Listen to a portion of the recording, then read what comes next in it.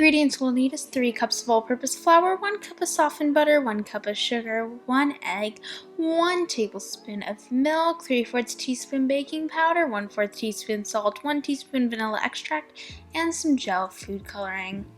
So we're going to start by whisking together our dry ingredients. In a medium bowl, you're going to add your all-purpose flour, your baking powder, and your salt. And using a whisk, you're just going to mix that until everything is evenly incorporated.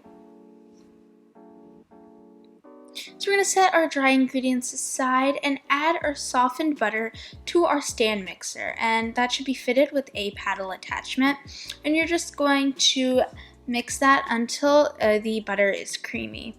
Then we're going to add in our sugar continuously, and you're just going to mix that in until the mixture is fluffy. Then you are going to add in your egg. A room temperature egg is preferable, but I just use like a chilled one because I was running out of time, and that ends up being fine usually. Yeah. So once your egg is incorporated, we're going to grab our dry ingredients again, and we're going to add half of it into the bowl of our stand mixer. So to make sure that the flour doesn't splash everywhere, we're going to start on a low speed and slowly bring that up until everything becomes incorporated. And yeah, we're just going to do that, and then we're going to add in our second half of dry ingredients. And yeah, while you're mixing this in, don't forget to scrape down the side of the bowl. You should do this anytime you're working with a stand mixer, just to ensure that all the ingredients are getting evenly incorporated.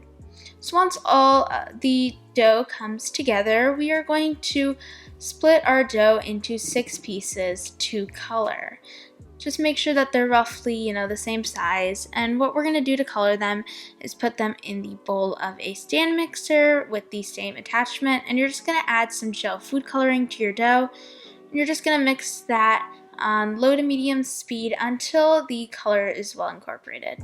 And we're going to do this with every single color because we're going along the colors of the rainbow, which is like next to each other in the color wheel.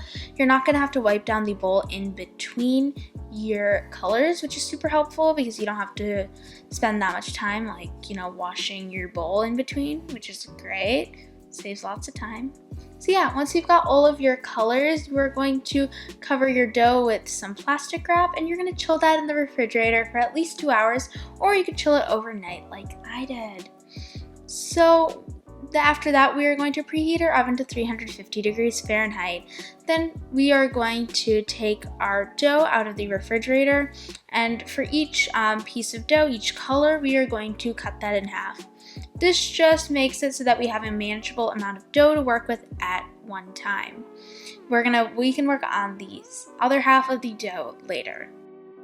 So to prep our surface, we're just going to lightly flour it, and we are going to sort of knead the dough in our hands a little bit just to make it a tiny bit soft, and then we're going to roll it out into a thin snake. And you're going to do this with each color of dough that you have, and you're just going to place them next to each other until you get like a nice rainbow like we have here.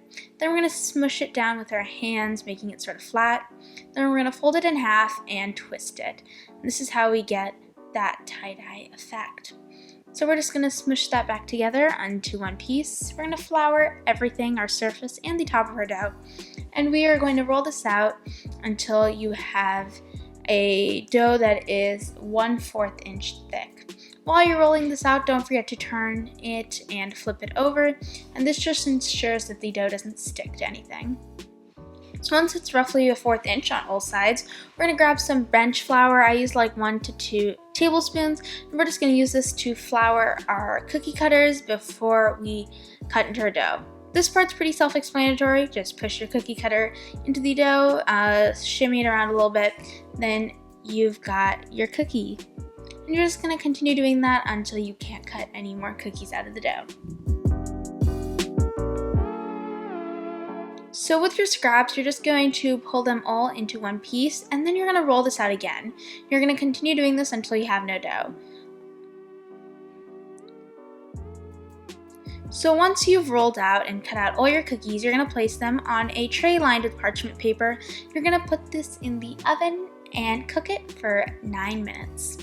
Then once that's been baked, you are going to put the cookies on a cooling rack and you're going to let them cool. So while that is cooling, let's start on the frosting. For our frosting, we're going to start with 1 stick of softened butter. You are just going to cube that. So we're going to add our butter into the stand mixer with a paddle attachment, and we're going to mix that for 1 minute until it's creamy. Then we're going to add 1/4 teaspoon of salt. So for our powdered sugar, before we add it in, we are going to sift 1 3/4 cup of powdered sugar in a medium bowl. This just ensures that there aren't any lumps of sugar in our frosting and gets the best consistency.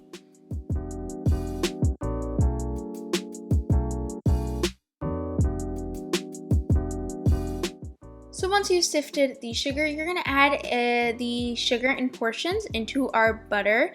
And yeah, we're going to start on a low speed, increase the speed until it is combined, and we're going to repeat with another portion. You're just going to do this until you've added in all of your sugar.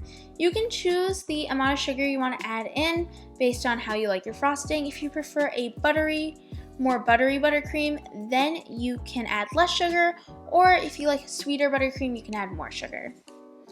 So once the sugar is mixed in, we're going to mix in 1 tablespoon of vanilla extract and 1.5 tablespoons of heavy whipping cream, or you could just use milk.